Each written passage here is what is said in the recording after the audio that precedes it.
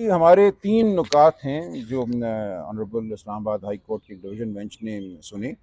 हमारा एक बड़ा मुतालबा ये है कि जो ट्रायल बंद कमरे में हो रही है, ये बंद कमरे में नहीं होनी चाहिए। ये पाकिस्तान के अवाम का, मीडिया का, हर एक का हक़ है कि वो देखें कि क्या मवाद है, क्या शहादत है, क्या गवाही है इमरान खान साहब के ख़िलाफ़। किस हवाले से उनको कहा जा रहा है कि उन्होंने किसी खुफिया मालूमात जो हैं उनके हवाले से कोई कानून की खिलाफ वर्जी की है। हमारा मौक़िफ़ ये है कि ऐसी कोई खिलाफ वर्जी नहीं हुई। जो गवाहान पेश होंगे वो क्या कहते हैं ये कौम के सामने होना चाहिए, उनके चेहरे के तासुरात आपके सामने होने चाहिए, पता चले कि कौन क्या कह रहा है और किस वसूख से कह रहा है और कहाँ झूठ है और कहाँ सच है। इसके लिए ज़रूरी है कि ट्रायल जो है वो एक छोटे से बंद कमरे में जेल के अहाते में ना हो, वो एक खुले कोर्ट रूम में हो।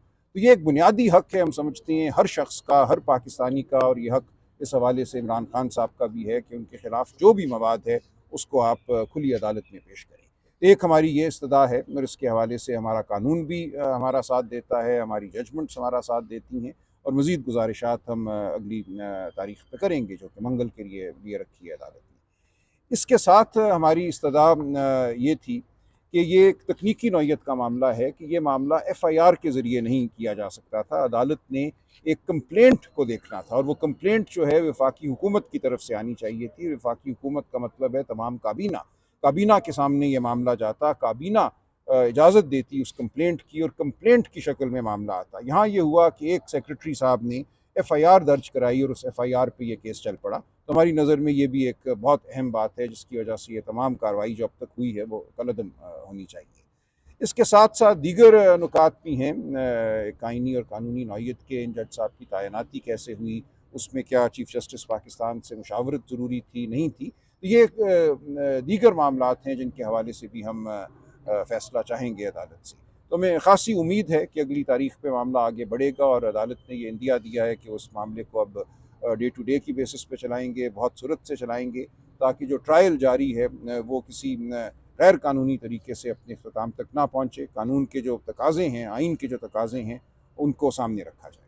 अच्छा, ये तो अच्छा, आपने सलमान साहब, सदा जज की साहब ने एक बात की है, हसन मियां गौला वजीर ने की है, 2023 है और इंसाफ होता हुआ नजर नहीं आना चाहिए, बाकायदा दिखना नज़र आना चाहिए चाहिए। कि इंसाफ हो रहा है। ये किस वजह से जो है ना उन्होंने यही कहा? हमने कहा ना कि जेल के अंदर ये क्यों ट्रायल हो रही है, जबकि सुप्रीम कोर्ट ये कहता है कि टीवी पे लाइव स्ट्रीमिंग करो। क्या हो रहा है अदालत में, ये अवाम का हक है कि वो जाने। एक आप बड़े सियासी रहनुमा को आप सज़ा देने के दरपे हैं और बंद कमरे में क्यों आप ये अमल कर रहे हैं। जो कुछ आपके पास है, जो कोई इल्ज़ाम आपने लगाना है, जो शहादत गवाही आपने पेश करनी है, वो पाकिस्तान के अवाम के सामने पेश करें। उन्हें भी बताएं कि इसने क्या जुर्म सरजद किया है। अच्छा, सलमान अकरम राजा साहब, आपने अपनी इस्तदा बताई कि कौन कौन सी इस्तदाएँ आपने जज साहब के सामने रखी। तो जज साहब की जानिब से क्या रिमार्क्स दिए गए और दूसरी पार्टी की जानिब से इस पर क्या दलाइल दिए गए? जी, हुकूमत की तरफ से कुछ दस्तावेज़ात दी गईं जो हमें नहीं दिखाई गईं, जिसमें ये कहा गया कि ये जज साहब की तैनाती है, उसके हवाले से मुशावरत हुई थी इस्लामाबाद हाई कोर्ट के चीफ जस्टिस साहब से। तो वो ठीक है, वो हम देख लेंगे। एक आइनी ये नुक्ता है कि क्या मुशावरत हाई कोर्ट के चीफ जस्टिस से होनी चाहिए थी या सुप्रीम कोर्ट के चीफ जस्टिस से।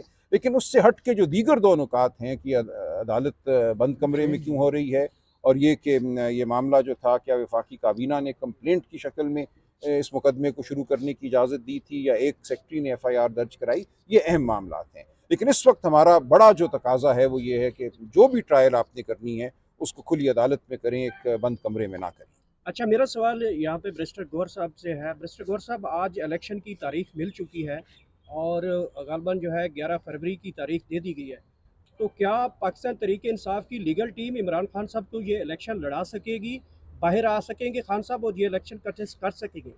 देखो, यही इसी के लिए हम सारे कोशिश करते हैं। ये भी जो केस चला रहे हैं ये भी उसी की खड़ी, और हम चाह रहे हैं इंशाल्लाह ताला कि अगर हमें बेल मिली और ये जो ट्रायल अभी तक हुआ है किसी भी, और सबसे खुशैन बात ये जो जज साहब ने खुद ऑब्जर्व फरमाया कि ये 2022 है, इसमें ट्रायल अगर आप करेंगे कोर्ट में तो वो 2023 है। इसमें अगर आप ट्रायल करवाएंगे और वो भी बंद कमरों में कराएंगे तो उसकी लीगल हैसियत क्या होगी। हर चीज़ ट्रांसपेरेंट होनी चाहिए। इसीलिए हम समझते हैं कि जितना भी प्रोसेस आज तक खान साहब के साथ हुआ है, जिसको डिस्क्रिमिनेट किया गया, सिंगल आउट किया गया, हर सूरत कोशिश की गई कि इसको डैमेज करे, इसको कन्विक्ट कराए, उनको डिस्क्वालीफाई कराए, लेकिन अवाम की ताकत के सामने इंशाल्लाह हर ताकत सरनगून होगी। इंशाल्लाह ताला अवाम की ताकत के सामने खान साहब आएंगे, सुरखरू होंगे, इंशाल्लाह ताला वो बरी होंगे इलेक्शन लीड करेंगे इंशाल्लाह ताला और पीटीआई बड़े अच्छा अक्सरियत से बैरिस्टर आएगी। गौहर साहब, अभी तक जो पीटीआई का ना तो कोई झंडा बाहर लेके चल सकता है, ना कोई कन्वेंशन कर सकता है, जबकि इलेक्शन कमीशन ने डेट दी है।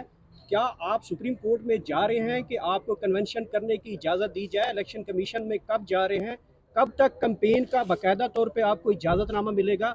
जो पेशावर हाई कोर्ट का फैसला उसके ऊपर भी इम्प्लीमेंट नहीं होता हुआ दिखाई दे रहा। ये बिल्कुल इलीगल और गैर कानूनी है जो हमें इजाज़त नहीं दे रहे हैं और हम इजाज़त मांग रहे हैं और फिर रिफ्यूज़ कर रहे हैं और इजाज़त के बावजूद भी हमारे बंदों को अरेस्ट कर रहे हैं। अल्हम्दुलिल्लाह पेशावर हाई कोर्ट ने एक इजाज़त दी है और उसके मुताबिक प्रोसीड करेंगे।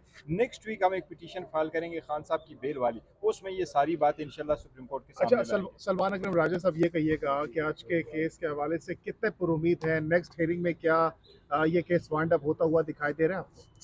कि मेरा ख्याल है 1-2 हेयरिंग्स में ये मामला ख़त्म हो जाना चाहिए और मैं खासा पुरुमीद हूँ कि हमारी जो बड़ी इस्तदा है वो हमें इंशाल्लाह मिलेगी। क्या वाकई आपको लगता है कि जो इस्तदाब कर रहे हैं कि कलअदम दिया जाए, जो भी कार्रवाई अब तक हुई साइफर केस में, ये इस पर आपको कितने पुरुमीद है? और अगर यहाँ से आपकी इस्तदा मंजूर नहीं की जाती तो फिर क्या आप सुप्रीम कोर्ट का दरवाज़ा खटखटाएंगे? ये यकीनन सुप्रीम कोर्ट भी हम जाएंगे, जैसा बैरिस्टर गौहर साहब ने कहा, बेल के लिए भी वहाँ जा रहे हैं, दीगर जो रिलीफ है उसके लिए भी जा रहे हैं। जहाँ जो हमें मिल सकता है और जो मिलना चाहिए, मैं खासा पुरुमीद हूँ कि हमें ओपन ट्रायल मिल जाएगी यहाँ पर। और जहाँ तक जज साहब का ताल्लुक है कि उन्होंने कैसे काम करना है, कंप्लेंट होनी चाहिए नहीं होनी चाहिए, ये तकनीकी नौइयत के मामलात हैं, इन पर भी फैसला अब ठीक तक की आएगा। समाज से आप मुतमईन हैं? जी, हाई कोर्ट में मैं बहुत मुतमईन हूँ, इस डिवीजन बेंच। के रवैये से आप मुतमईन हैं? जज साहब बहुत गौर से और बड़े इन्हिमाक से तमाम मामले को सुन रहे हैं और वो एक मैं समझता हूँ इंतहाई कानून को समझने वाले हैं, जस्टिस गुल हसन औरंगज़ेब साहब भी और जस्टिस समन साहिबा भी। और हम उम्मीद रखते हैं कि बग़ैर किसी प्रेशर के, किसी दबाव के जो है अदालत इंसाफ की जानिब बढ़ेगी और आइन और कानून के तकाज़े पूरे होंगे। Thank you sir. शुक्रिया।